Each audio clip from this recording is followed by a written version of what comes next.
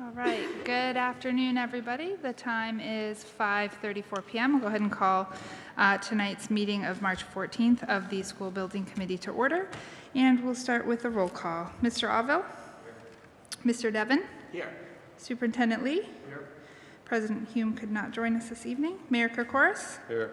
Mr. Spellman? Here. Ms. Sichello is also unavailable today. And Chairwoman Lisa Fisk-Heger. Great, thank you. And the chair is here. Thank you very much, everybody. We'll get right to it. First item on the agenda is approval of the minutes from our February 7th, 2022 meeting. Everybody should have received a copy of these and had an opportunity to review. Any comments or concerns? Okay, seeing none, I will entertain a motion. So moved. There's been a motion made. Is there a second? Second. Motion made and seconded. All those in favor? Aye. Any opposed? Okay, that is unanimous. Thank you, everybody. Moving right along to the South Middle School update, entering our, I think, third month of construction and activity on the site. And I will turn it over to Doug Murray for an update. Good afternoon. Progress out on the site so far. We have essentially been doing a lot of site work. There was stripping of the topsoil, clearing of the site. We began blasting, as I think everyone in the community is aware. We, as of today, started forming foundations. So there is progress going on. I wanted to briefly touch on the blasting situation. Right now, we started in the back corner where the gymnasium was going to be, is going to be. And in the last few days, we moved up along the western portion of the site to clear out some areas for the foundations there. There possibly may be some work along here for some drainage structures. They did do one blast last Thursday or Friday out in front of the school or behind the school. And then from what we understand, as of tomorrow, they should have cleared this area so they won't be next to Richard Road, and they'll be back into that area for working the foundation for the gymnasium. In the next coming month, we hope the blasting will be completed by next Friday at the latest, so the 25th, which is in the original schedule. And we will be working on the foundations up in the front of the school here in this area, and then working our way back as they finish out that work. Then the site work will continue down here, stripping out these areas for the parking and bus loop, and then we'll begin the work down in for the underground infiltration systems, which are down where the existing parking lot and tennis courts are. So as they're still on schedule, the blasting completed on the 25th, foundation starting, and hopefully steel showing up sometime around May 1st, and that's when we'll begin erection of steel, with the intention of being wrapping up, beginning the exterior wall sometime in June. Great. So, Doug, before you continue, does anybody have any questions for Doug on status? Mr. Devon. You guys had an estimate as far as cubic feet of rock to be removed. Yes. Are those math calculations holding true? We have not gotten the topo in yet for the whole site. He's been doing it daily as he moves around, and from what we understand, they are below the number that we carried as of this point. So that's a plus. That is a plus, yes. Great. So you don't have to transport as much rock. There should be a potential savings there. There will be savings, yeah, on the blasting. We are, Okay. can't promise anything, but Hey, look. yeah. What we do, there will be, one of the things I wanted to bring up was they will be crushing rock on site.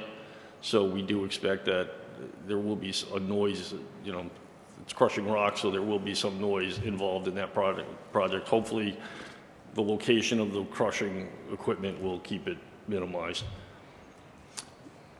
Doug, when do you expect that to take place? After the 25th, or possibly next week. I will get further clarification tomorrow morning.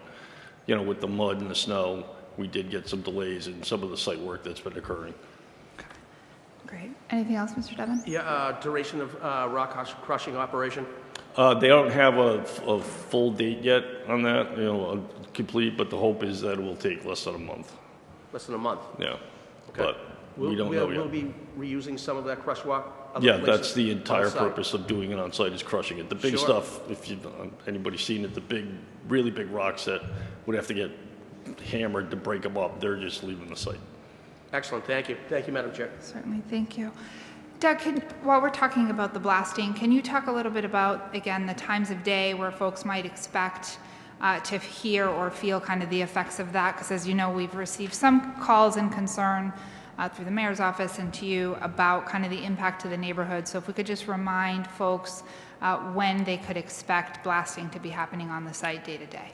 Right, the blasting is occurring now. It's tentatively scheduled twice a day, around 11 in the morning and between 1 and 2 in the afternoon, depending on how quickly they're done. In the last, I think at the end of last week, there were 3 blasts a day because they were only doing 15 or 16, so maybe 17, 18 holes.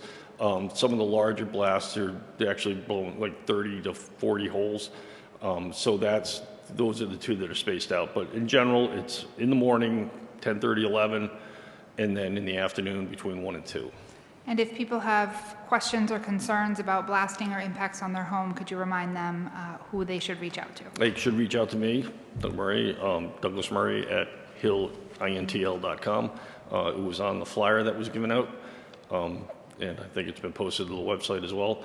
So they can reach out to me and we can get them in touch with anybody. If there's an actual claim they want to make, they need to contact the fire department. That was part of the initial survey information that was provided out to everyone from the blaster surveying crew.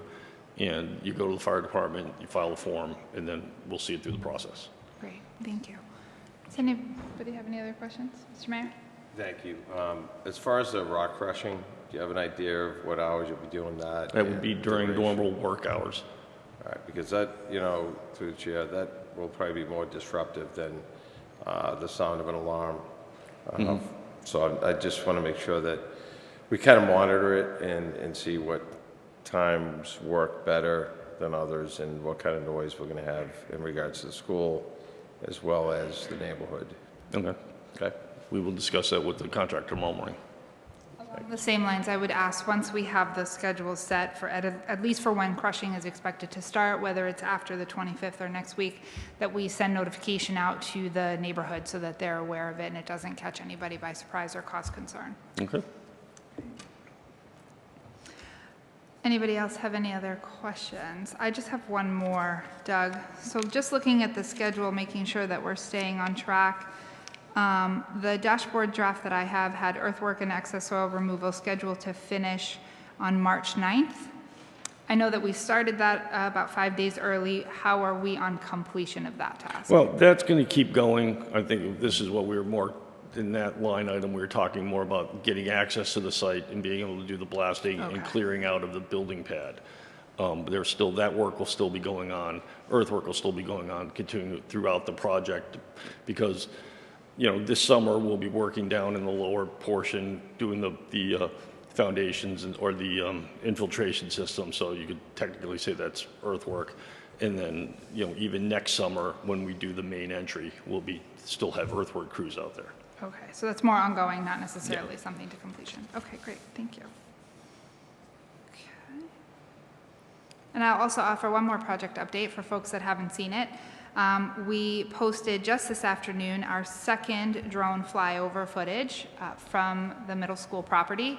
It is really incredible just to watch the transition from the February video to the March video. You can actually see the work being done and start to see the development on the site. I would encourage anybody who hasn't seen it, you can check out the footage. As of right now, I know it's on the town's Facebook page and it's on the town's website, working on getting it over to the school department so it can go up on the South website as well. And a reminder, we'll be posting footage once a month so that everybody can watch the continued construction and work that's happening over there. So I would definitely encourage folks to take a look at that. I think it's really interesting and exciting. So thank you. Okay. Okay.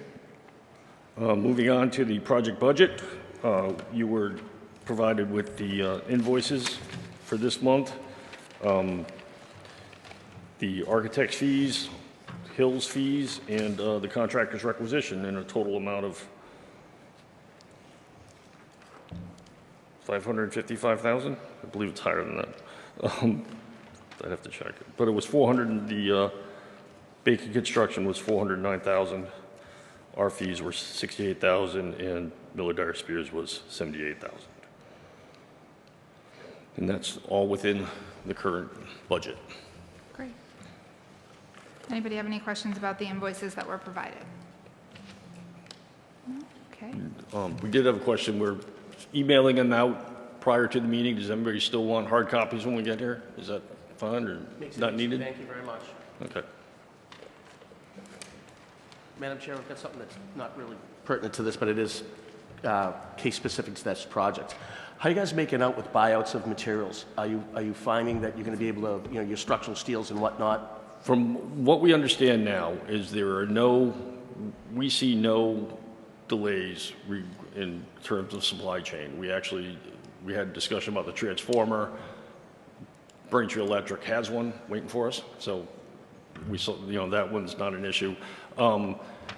We had written in COVID in here, obviously with the situation in Ukraine and things like that. There are other things that could happen. Unfortunately, they're unknown at this point. We have not heard anything from our contractor, nor will we have to look at the contractual obligation if, fuel costs still are going through the roof. What's that, how that could impact the project. We heard this morning that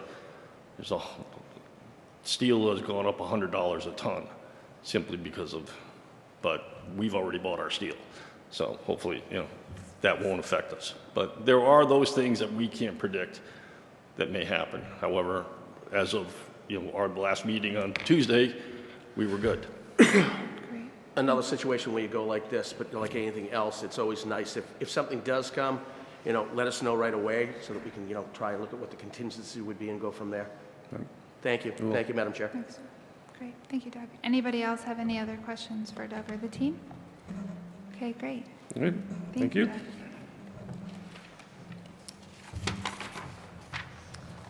Okay, so the next item on our agenda is community questions. We do have some folks with us in the audience today. Nice to see everybody. Thank you for coming. Does anybody have any questions or concerns for this portion of the agenda? Yes, sir. Mr. Devon. I don't see the East Middle School project on this. We know it's not complete. What's the status of said project? That should be brought up here. So if we want to talk and get an update from the project team on East, we can put it on the agenda for next month. But I can tell you that the last punch list item has been completed, and that was the